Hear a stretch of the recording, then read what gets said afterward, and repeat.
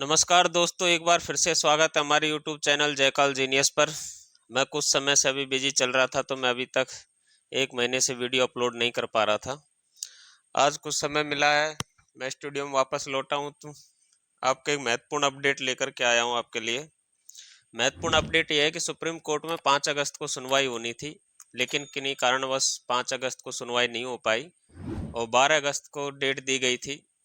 तो 12 अगस्त को supreme court में सुनवाई की गई और जिसमें न्यायाधीश थे न्यायमूर्ति जस्टिस खन्ना और संजय कुमार जी थे न्यायमूर्ति एम देवानंद थे।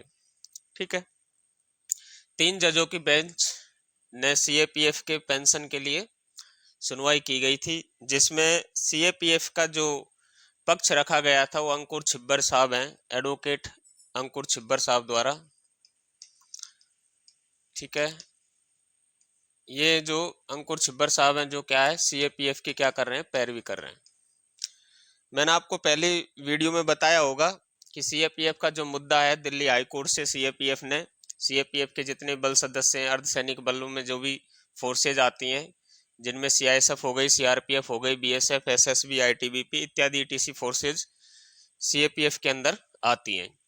इनका गठन जो किया गया है वो किया गया है भारतीय सशस्त्र बल अधिनियम 1968 के द्वारा। ठीक है। ये 1968 का जो नियम है वो क्या बोलता है कि जितने भी सशस्त्र बल हैं उनका गठन किनके द्वारा किया गया है, भारत सरकार के द्वारा किया गया है और उसके अंदर पैरामिलिट्री फोर्सेज भी शामिल हैं। उसका कारण क्या है? क्योंकि जितनी भी सीएपीएफ फोर्सेज का जो गठन किया गया है वो इसी एक्ट एंड रूल यानी कि एक्ट के तहत किया गया है, यानी भारतीय सशस्त्र बल अधिनियम 1968 के तहत किया गया है। जितनी भी फोर्सेज आप बीएसएफ को देख लो, सीआईएसएफ को देख लो या सीआरपीएफ को देख लो, इसी रूल के तहत इनका गठन किया गया है। ठीक है, इसी अधिनियम के तहत किया गया है। तो दिल्ली हाई कोर्ट ने तो माना था कि जितनी पैरामिलिट्री फोर्सेज है वो किसके अंदर आती हैं, वो सभी सशस्त्र बल के अंदर आती हैं। किन के अंदर आती हैं? सशस्त्र बल के अंदर आती हैं। अभी जनवरी 2023 में सीएपीएफ के बल सदस्य हैं जो दिल्ली हाई कोर्ट से क्या जीते थे, दिल्ली हाई कोर्ट से पेंशन को लेकर के केस को जीत गए थे। ठीक है। लेकिन भारत सरकार ने क्या किया कि सुप्रीम कोर्ट के अंदर इसकी क्या कर दी, सुप्रीम कोर्ट से इसका स्टे ले लिया था और अभी सुप्रीम कोर्ट के अंदर ये केस अभी चल रहा है कि पैरामिलिट्री के जितने भी बल सदस्य हैं उनको सशस्त्र बल माना जाए या नहीं माना जाए। उसका कारण क्या है कि सशस्त्र बल जो 2004 के अंदर जो राजपत्र भारत सरकार द्वारा जो जारी किया गया था उसमें स्पष्ट रूप से लिखा हुआ है कि जितने भी सशस्त्र बल हैं उनको क्या दिया जाएगी, पेंशन का लाभ दिया जाएगा, ओल्ड पेंशन का। जबकि जितने भी सीएपीएफ फोर्सेज हैं उनको क्या है कि ओपीएस का लाभ ना दे करके एनपीएस का लाभ दिया जा रहा है। मेन मुद्दा यही है कि सीएपीएफ के जो एडवोकेट है अंकुर छिब्बर साहब, उनका कहना है कि नहीं, सीएपीएफ जितनी भी फोर्सेज हैं वो क्या है, सशस्त्र बल के अंदर आती है। ये भारत के राजपत्र में लिखा हुआ है। अच्छा, ठीक है। अब इस पिटीशन का कुछ भी रिजल्ट निकले, लेकिन इसमें मैं आपको 2 अपडेट बताना चाहता हूं। 2 अपडेट क्या है? एक तो पहली चीज कि मान लीजिए सीएपीएफ के बल सदस्य हैं जो इस केस को कहां जीत जाते हैं, पिटीशन में, यानी सुप्रीम कोर्ट से इसको जीत जाते हैं। ठीक है। सुप्रीम कोर्ट से अगर सीएपीएफ के बल सदस्य अगर जीत जाते हैं तो भारत सरकार आगे क्या इसमें फैसला ले सकती है। देखो, इंडिया की जो कॉन्स्टिट्यूशन यूनिट है सबसे बड़ी, वो कौन सी है? संसद है। तो संसद क्या कर सकती है? संसद के पास में 2 उपाय हैं। पहला क्या है? पहला उपाय तो यह है कि जो भारत का राजपत्र है जो 2004 में जो जारी किया गया था उसमें चेंज कर सकती है। दूसरा क्या कर सकती है? दूसरा जो केंद्र सरकार क्या कर सकती है कि सुप्रीम कोर्ट के फैसले को लोकसभा और राज्यसभा में इसके खिलाफ बिल ला करके इसको निरस्त कर सकती है। ये भारत सरकार के पास में 2 क्या है, इसके अलावा उपाय हैं।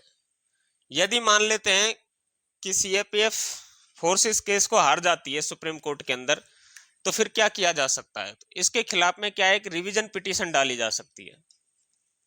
कौन सी पिटीशन? Revision petition.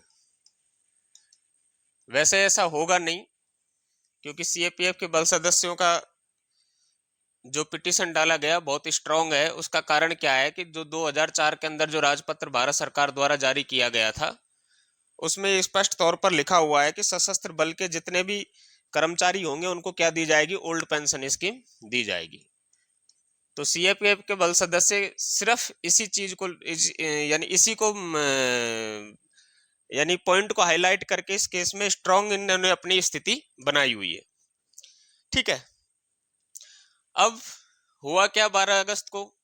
तो 12 अगस्त को क्या हुआ, एक दामनी मूवी है सन्नी देओल की, आप लोगों ने सभी ने देखी होगी।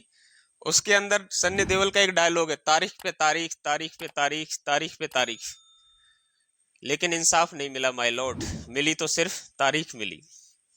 ठीक है, तो वो दामनी मूवी का डायलॉग मुझे आज याद आ गया। मैं कई दिनों से मेरे दिमाग में था कि आप लोगों के लिए एक वीडियो लेकर के आऊं, लेकिन मैं बाहर था अभी और मैं अपने किसी कार्य में व्यस्त था, तो आप लोगों के लिए वीडियो नहीं लेके आया। ठीक है, आज मुझे थोड़ा समय मिला तो मैं स्टूडियो में आया और आप लोगों के लिए एक वीडियो बनाने का मैंने विचार बनाया। तो अभी हम लोगों को क्या करना पड़ेगा? अभी हमें 6 से 8 वीक कम से कम हमें समय लगेगा, फिर नेक्स्ट हियरिंग डेट मिलेगी। ठीक है, नेक्स्ट हियरिंग डेट हमें कब मिलेगी? 6 से 8 वीक के बाद में, यानी कि लगभग 2 महीने के बाद में कोई हियरिंग डेट एक है जो सुप्रीम कोर्ट हमको क्या करेगा? फिक्स करेगा कि इस दिन आपकी सुनवाई की जाएगी। इसके खिलाफ में भारत सरकार ने सॉलिसिटर जनरल से लेकर के, ठीक है, सभी महत्वपूर्ण जितने भी जो न्याय के जितने भी बड़े बड़े जो वकील, न्यायाधीश या अधिकारी हो सकते हैं उनको लगाया हुआ है इस केस में। तो आप इससे अनुमान लगा सकते हैं कि भारत सरकार सीएपीएफ के यानी ओल्ड पेंशन स्कीम नहीं लागू होना देना चाहती है, यह स्पष्ट तौर पर जाहिर है। ठीक है, आप लोगों से विनम्र निवेदन है कि इस वीडियो को अधिक से अधिक व्हाट्सएप ग्रुप में शेयर करें और अपने दोस्तों को बताएं कि हमारे यूट्यूब चैनल पर आप लोगों के लिए एक विशेष प्रकार की जानकारी यहाँ पर उपलब्ध करवाई जाती है।